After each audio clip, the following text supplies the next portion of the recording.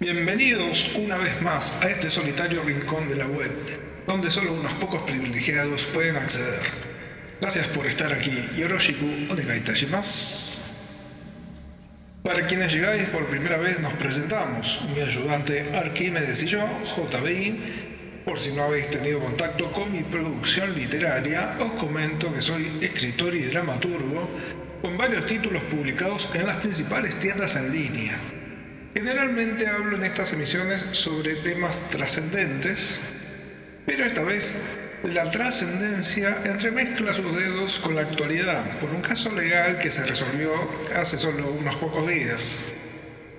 Lo legal, un poco adelantando conclusiones del final de mi serie abierta sobre la piratería intelectual, no deja de tener su injerencia en la producción literaria, pero deja muchas zonas oscuras.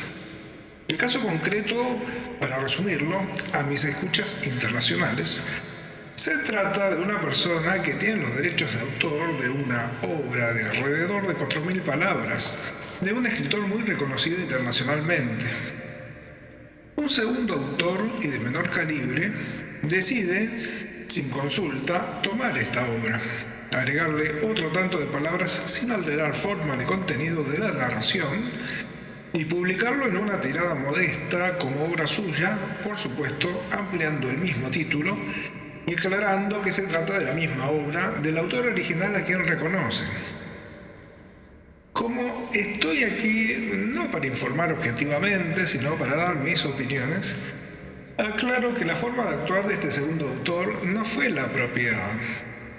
En general, una obra que se crea a partir de otra tiene una figura reconocida internacionalmente como obra derivada y que por su naturaleza adquiere ciertas obligaciones a cumplir con el autor o propietario de los derechos originales. En este caso, se inició una querella judicial que llevó a juicio el pleito.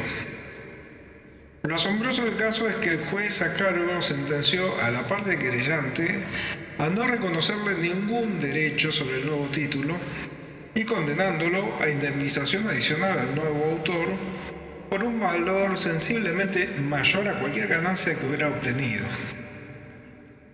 Aquí hay un par de temas sobre los que conviene revisar y, no siendo experto en leyes, basándome solo en las pocas líneas que transmiten las noticias, mi opinión puede tener un grado de error, pero nos ayudará a tener en consideración que estas cosas pueden sucedernos a nosotros como autores y ver cómo actuar frente a ellas, si se puede. La primera consideración es la figura utilizada para iniciar la querella. Si los periodistas no se equivocaron al redactarlo, se trató de un juicio por plagio. Aquí viene la primera observación, porque si bien el segundo autor se basó literalmente en el original, no se adueñó de la obra. Menciona la fuente y hasta respeta el título, obviamente que ampliado para poder registrarlo. Esto, como mencionaba antes, se trata de una obra derivada y es muy diferente a un plagio. Si las leyes locales en donde se inicia el juicio no reconocen la figura de obra derivada y plagio era la única figura legal disponible, obviamente se trata de un error grave del abogado no sentar bien la base del pleito. Cuando una persona posee todos los derechos sobre un título, lo que se conoce comúnmente como derechos reservados, nadie puede crear siquiera una obra derivada sin solicitar autorización, ni dejar de pactar un tributo al autor original sobre las ganancias obtenidas por el usufructo de esta obra derivada, si hubiera un acuerdo previo de por medio. Lo contrario supone una vulneración de los derechos de propiedad de cualquier obra. La segunda consideración es que el juez no solo dictamina en contra del custodio de derechos originales, sino que lo condena a una indemnización por sobre los costos de juicio normal que debe afrontar el perdedor. Siendo esta obra en sí muy conocida, de un autor muy importante, en el que no hay duda que la maniobra del segundo autor buscaba un beneficio material usufructando en base a un material que no le pertenece, resulta muy poco atinada la sentencia.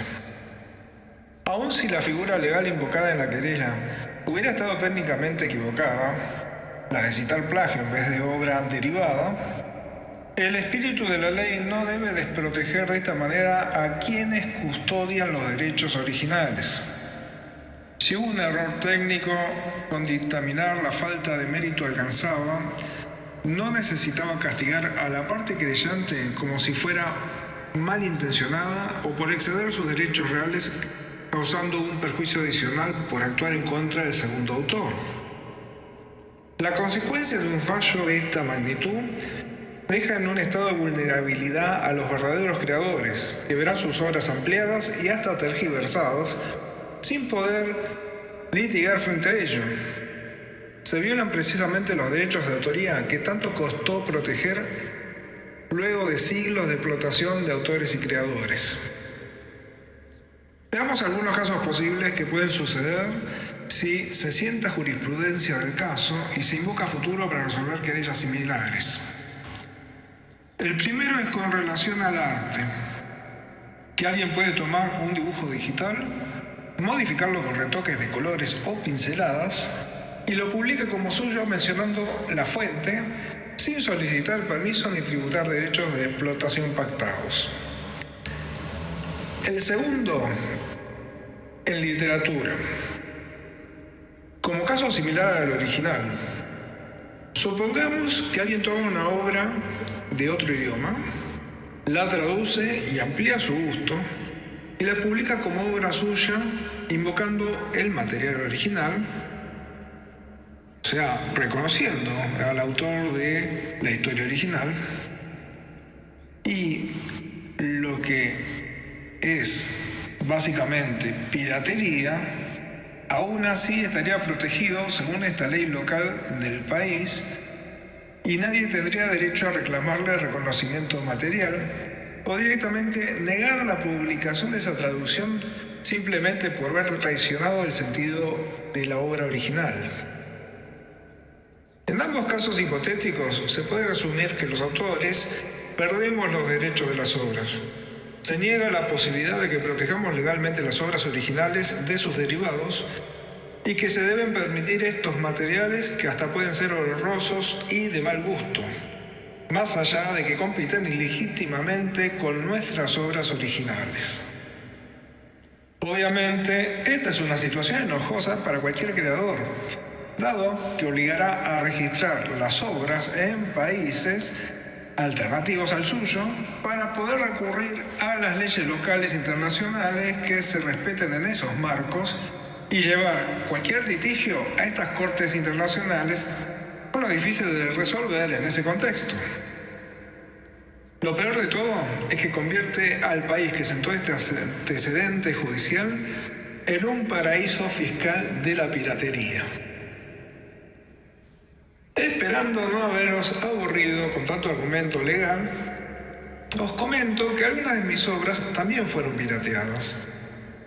Así que el sitio que encontraréis al pie de estas emisiones, allí podréis conseguir las originales e increíblemente más económicas que las burdas copias. No lo dudéis más. Si podéis almorzar una superburger extra L sin remordimiento, bien podéis comprar mis novelas que cuestan aún menos. Y lo más importante es que son más sanas y duran más. Agradeciendo una vez más que nos acompañéis, nos despedimos mi ayudante Arquímedes y yo, JB. Por supuesto que si os quedan dudas, preguntad.